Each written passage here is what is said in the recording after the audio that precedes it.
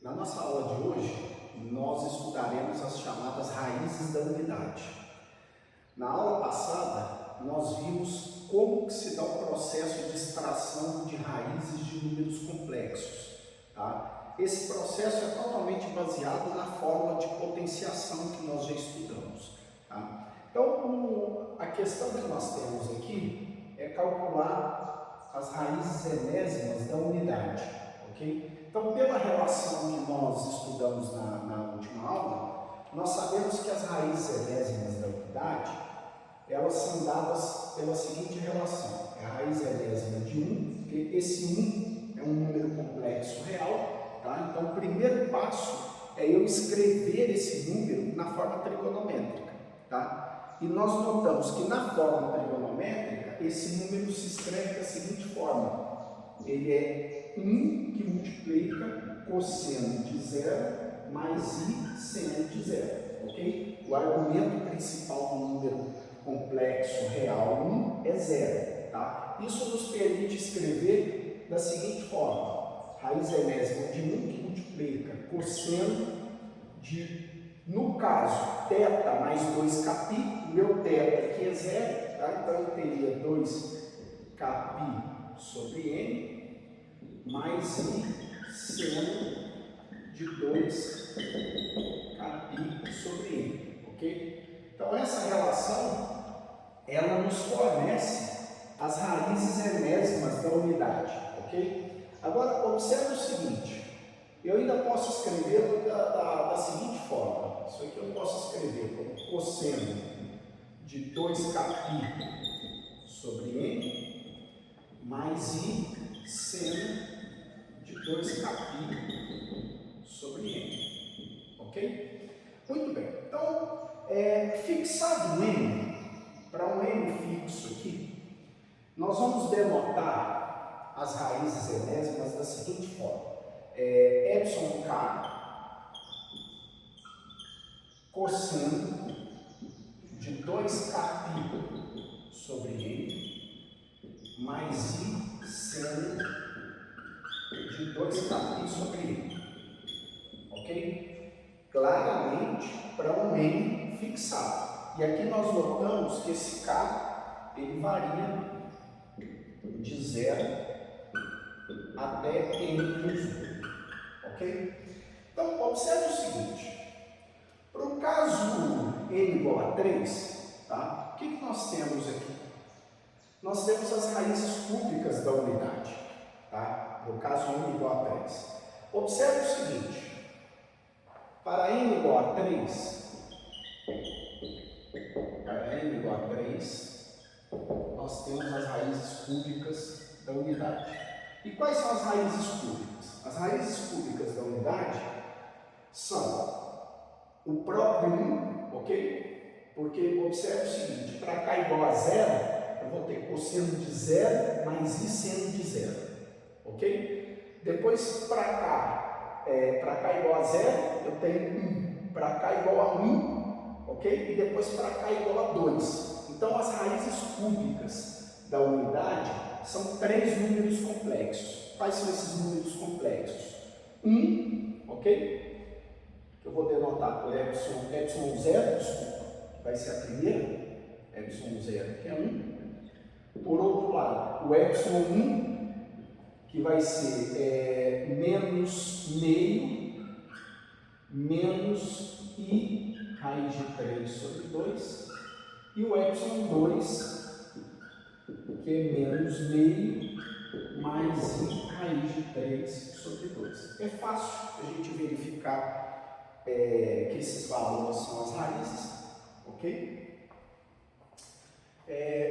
Eu só pediria que vocês verificassem aqui, ó, que para k igual a 1, ok? Para k igual a 1, eu vou ter cosseno de 2π sobre 3 e aqui seno de 2π sobre 3, ok?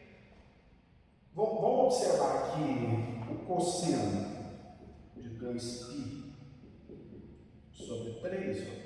Aqui é 120, o cosseno de 120 ele é negativo e o seno de 120 ele é positivo.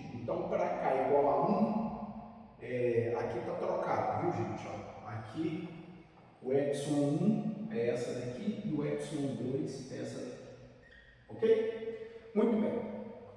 Nós sabemos, da aula passada, que essas raízes, elas são vértices de um polígono regular inscrito numa circunferência centrada na origem, cujo raio, aqui no caso, é dado pela raiz enésima do módulo do número complexo, aqui no caso 1, ok? Então, geometricamente, o que nós temos aqui?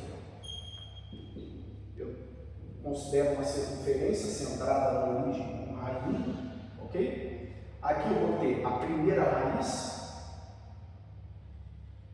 que é a epsilon 0, ok? Depois a epsilon 1, que é menos meio mais i raiz de 3 sobre 2. Observe que a parte real desse número complexo é menos meio, tá? Note que isso aqui é uma circunferência de raio 1 centrada na origem.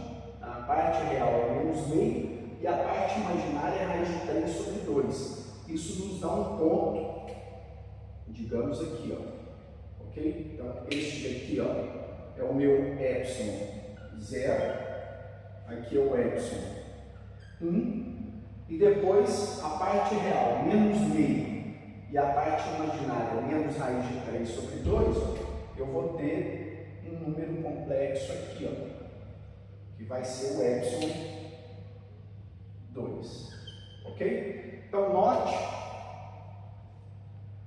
que essas raízes, elas são vértices de um triângulo equilátero inscrito nessa circunferência, tá? Uma circunferência centrada na origem, tudo bem? Tá, agora as raízes enésimas da unidade, elas têm duas propriedades que são bem interessantes, que eu gostaria de mostrar para vocês agora, que é o seguinte, se eu tenho duas raízes enésimas da unidade, o produto delas também é uma raiz enésima da unidade, ok? Nós vamos verificar isso aí. Então, a primeira propriedade, ela nos conta o seguinte: se eu vou considerar que Z e W são raízes enésimas da unidade, ok? Então, se Z elevado a N é 1 e W elevado a N é 1, então o produto, veja bem, aqui eu estou considerando que tanto Z quanto W são raízes enésimas da unidade. Então, o produto de duas raízes enésimas da unidade é uma raiz enésima da unidade. Então, ZW elevado a N, ok? Como é que eu justifico isso aqui? Isso aqui, a justificativa é bem simples, tá? De fato, eu vou observar o seguinte: quem é esse ZW elevado a N? Isso aqui é Z elevado a N e W elevado a N, ok? Mas Z elevado a N é 1 por hipótese. Por quê? Porque Z é raiz enésima da unidade. Por outro lado, W também é raiz enésima da unidade. Então isso aqui é 1. Ou seja, eu acabei de justificar que o produto de duas raízes enésimas da unidade também é uma raiz enésima da unidade. Por outro lado, uma outra observação importante é que se Z é uma raiz enésima da unidade, então o inverso dessa raiz enésima da unidade também é uma raiz enésima da unidade. Tá? Observe o seguinte, voltando aqui no caso das raízes cúbicas de 1, nós sabemos que este número complexo aqui é uma raiz enésima da unidade. Então, o inverso dela também é uma raiz enésima da unidade. Tá? Como que a gente justifica isso aqui? A justificativa também é bem simples. Então, eu vou partir do fato, 1 sobre Z elevado a N se escreve como 1 elevado a N sobre Z elevado a N. Ok? Só que 1 elevado a N é 1. E como Z, por hipótese, é raiz enésima da unidade, então Z elevado a N vale quanto? Vale 1. Então isso se escreve como 1 sobre 1, que é 1. Ou seja, eu acabei de mostrar que se Z é uma raiz enésima da unidade, o inverso também é uma raiz enésima da unidade.